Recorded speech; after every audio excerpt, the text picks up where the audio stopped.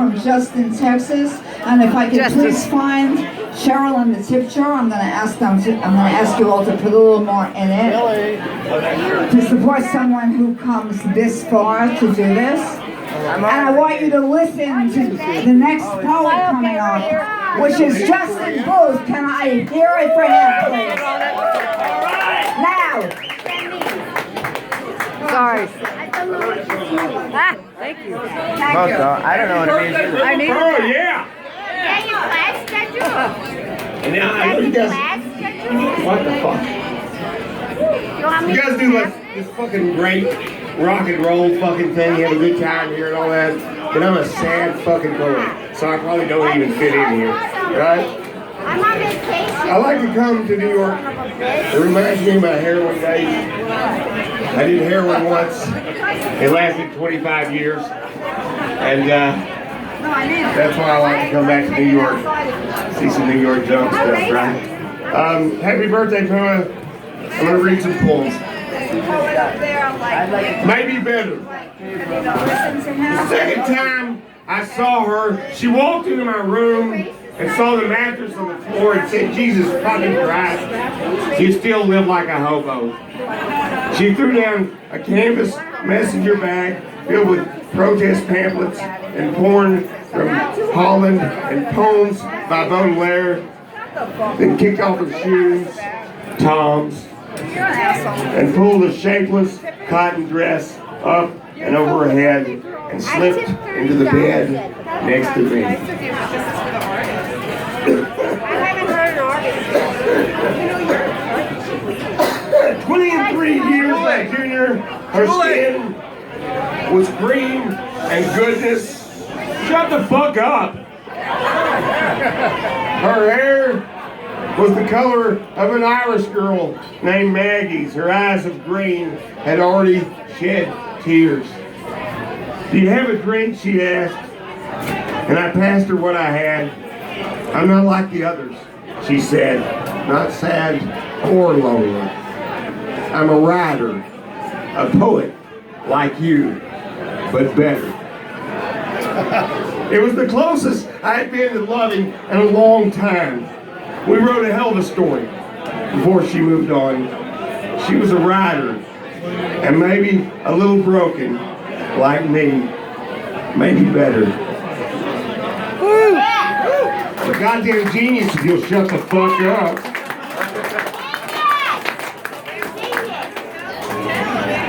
Why can't you repeat the two last lines you just read? They were perfect. I'm a goddamn genius if you'll shut the fuck up.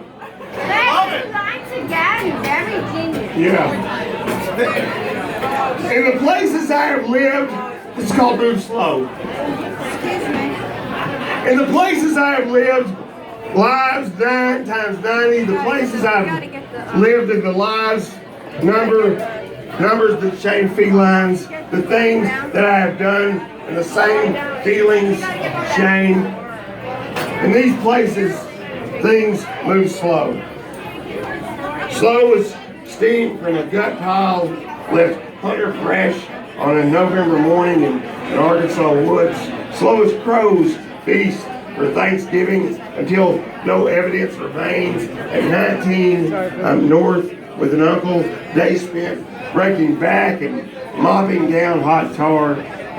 I learned this most valuable lesson of all in a bar called Lost Acres outside of Chicago on the Joliet side. I met a guy named Lucky. He had white hair and a quick grin, a small fleet of trucks. He rode a knucklehead Harley and was clever and smooth with the ladies. He was everything I had ever pretended to be. Lucky moved slow. He took me to King's Shoe Shines and hooked me up with dark-skinned ladies whose tits had cost more than my car. He drove me to Cicero and showed me where to cop dope. The first bag was on him. The lesson didn't stick though until he asked a pistol favor. My debt weighing heavy in my hand. In moments like these, things move slow. Because you don't just ask a guy to kill someone all at once.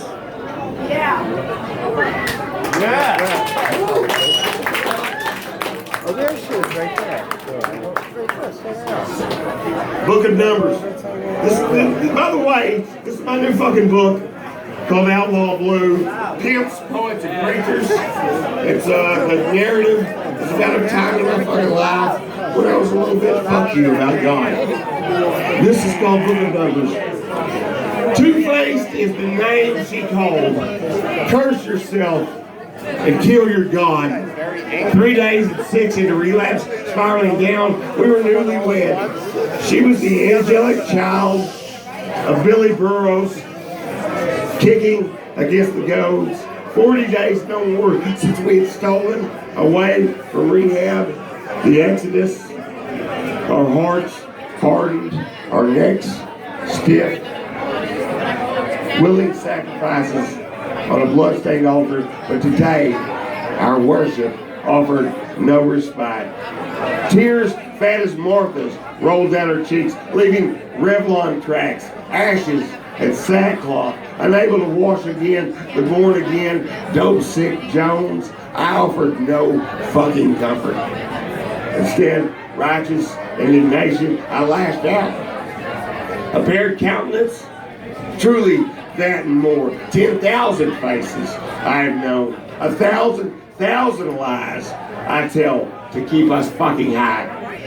The number of finger and thumb rolled cotton balls, dried stiff, orange caps and rigs dulled and matchbook sharpened until the numbers and the units were worn smooth on overused barrels, left behind busted up dressers and pay by the week motels without end like Abraham's children.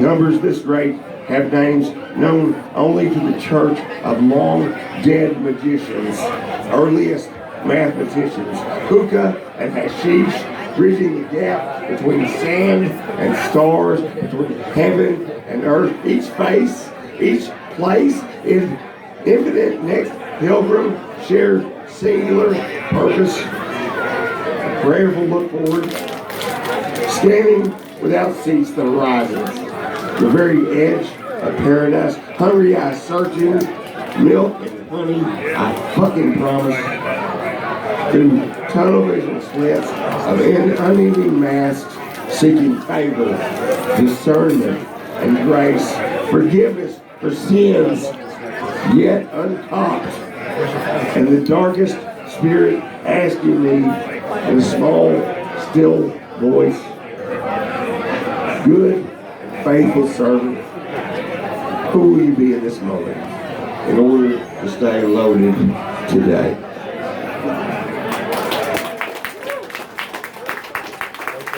Hold that fucking genius.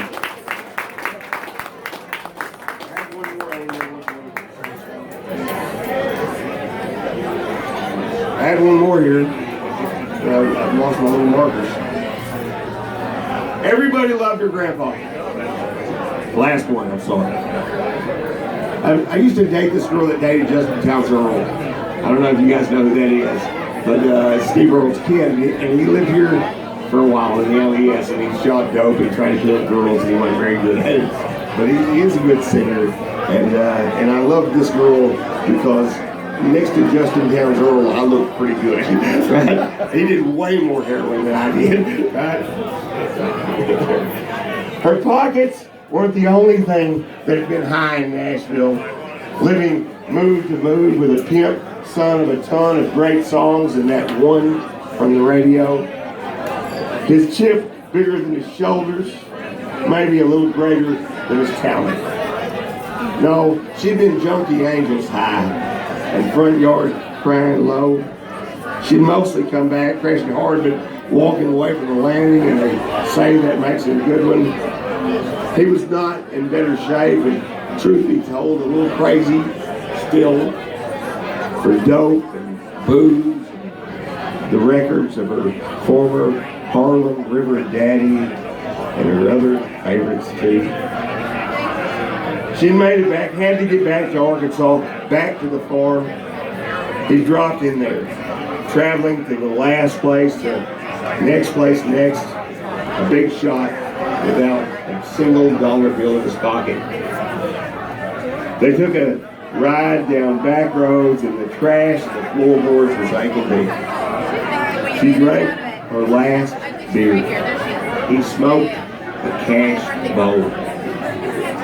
They bragged about scars and laughed like they'd never seen death eating crackers and the shaggy baked kids and famine eating the rest of them, its teeth deep and drawing back blood before pushing it back in. Then they talked small voiced about the ones that didn't come down, buried in boxes and worm-riddled ground. When their time was done, they never even noticed.